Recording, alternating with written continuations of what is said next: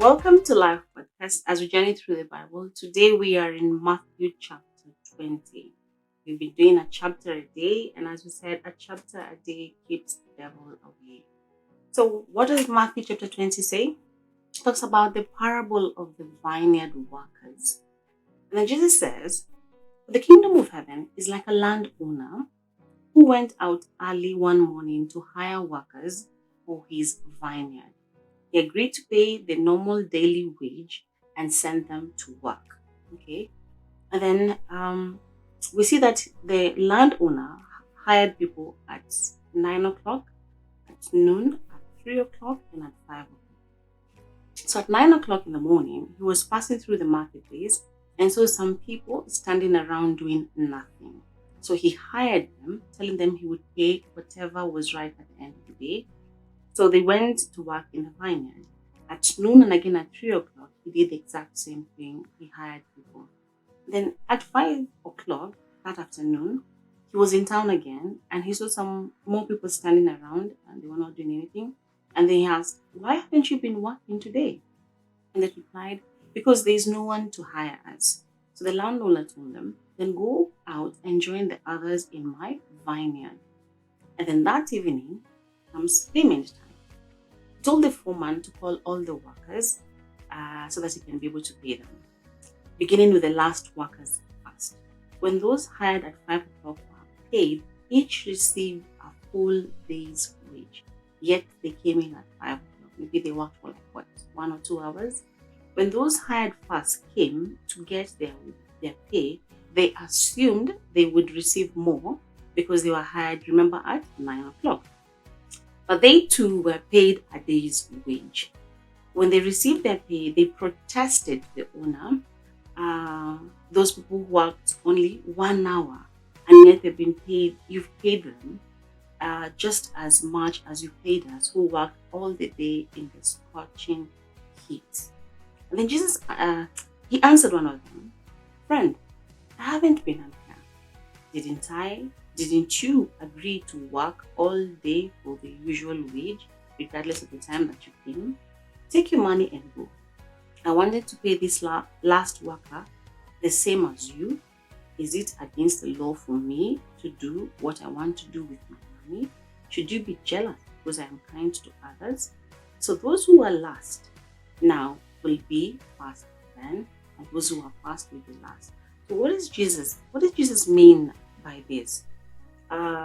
We should not feel more entitled than other believers just because you've known Christ for a long time. Even new believers are assured of His grace. So the landowner is God. The workers, we are the workers, we are the believers. So some of us have known Christ for a very long time. Maybe you got saved as a child. Maybe you got saved in your teenagers. Maybe you got saved in your 20s, some in your 30s, some in your 50s, in your 60s. At whatever age that you got to know God, salvation is by the grace of God. Remember the thief who was crucified together with Christ? He, at the very last breath, he told Jesus to remember him when he gets to paradise. And Jesus said, "Today you shall be with me in paradise." At the very last breath, that thief went to paradise. So it doesn't matter at what stage you have come to know Christ, we are all saved by the grace of God. And then we see from verse 17, Jesus again predicting about his death. And he says, as Jesus was going up to Jerusalem, he took the 12 disciples aside privately and told them what was going to happen to him. And he says, "Listen." It's like giving them instructions. Listen very carefully to what I'm saying. We're going up to Jerusalem, where the Son of Man himself will be betrayed to the leading priests and the teachers of religious law. These were the Pharisees and the Sadducees. They will sentence him to die. The Pharisees and the Sadducees will sentence him to die. Then they will hand him over to the Romans, to be mocked, flogged with a whip, and crucified. But on the third day, he will be raised from the dead. Jesus has repeated this over and over again, preparing his disciples what will happen, so that when it happens, they are not shocked. They are well aware. And then from verse 20, he teaches about serving others, something that we need to do as believers. When the mother of James and John, the sons of Zebedee, came to request with her sons, she knelt respectfully to ask for a favor. What is your request? He asked. So this is the mother of James and John. And she comes to Jesus and kneeling before him, asking him for a favor. So what is your request? He asked. And then she said, in your kingdom, please let my two sons sit in the places of honor next to you, one on your right and the other on your left. So she was hoping that her two sons will get to sit next to Jesus in the kingdom of God. But Jesus answered by saying to them, you don't know what you are asking. Are you able to drink from the bitter cup of suffering I am about to drink? In this, he was referring to suffering, persecution, the bitter cup that he will endure. Are you able to endure of that bitter cup? That is the cost of following Jesus. And then they said, oh yes, they replied, we are able. Then Jesus told them, you will indeed drink from my bitter cup. And for sure they did. But I have no right to say who will sit on my right or on my left. My Father has prepared those places for the ones he has chosen. So only God the Father has the authority to know who will sit next to Jesus. And then Jesus made that very clear. And later on, we see that the disciples, they went through a lot of persecution and suffering. And John is one of those who was left wandering in the island of Patmos. And then from verse 24, we see when the other 10 disciples heard what James and John had asked, they were indignant. They were angry, like, how dare you? The audacity. Who do you think you are? Aren't we the disciples of Jesus too? But Jesus called them together and said, you know that the rulers in this world lord it over their people, and officials flaunt their authority over those under them. But among you, it will be different. Okay?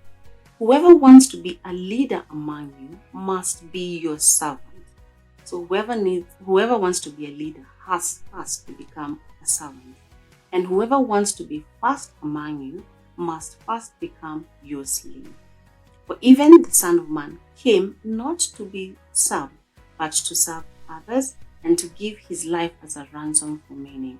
So Jesus came to give his life and to serve other people. And he's telling us, just as I have done, as I've shown you as an example, you too need to follow cue from me. Okay? So Jesus came to serve others, and we too should also follow by example. More like what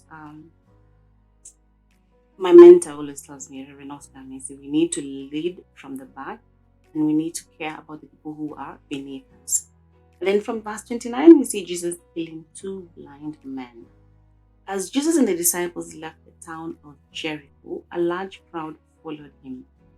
And two men were sitting beside the road. They heard that Jesus was coming their way, and they began shouting, Lord, Son of David, have mercy on us. Remember, this phrase of Son of David has been repeated in the book of Matthew lots and lots of times. Have mercy on us. Be quiet, the crowd yelled at them. But they only shouted louder. Like they wanted healing from God, from Jesus, and they would do anything to receive that. They shouted, Lord, Son of David, have mercy on us. And when Jesus heard them, he stopped and called, what do you want me to do for you? Every time that someone asked Jesus for healing, he always asked them, what do you want me to do? It's like he was asking them, what do you want? What is your area of need? For them, it's like, are you sure you're blind? Are you sure this is what you need? Just like a clarity. What do you want me to do for you? Lord, they said, we want to see. And Jesus felt sorry for them and touched their eyes. Instantly, they could see and they followed him. So we're done. Matthew chapter 20. What lessons do we learn from the book of Matthew chapter 20? Jesus predicted his death over and over again. In 20 verse 19, 19 and 18, he predicted his death again because he knew his purpose and he was ready to fulfill his purpose no matter what. Nothing was going to deter him. Another lesson we learn is that as believers, in the parable of the vineyard workers, we should not feel more entitled than other believers just because you've known Christ for a long time and someone who's a young believer has known him much younger than you. We are all saved by the grace of God. We are all His children.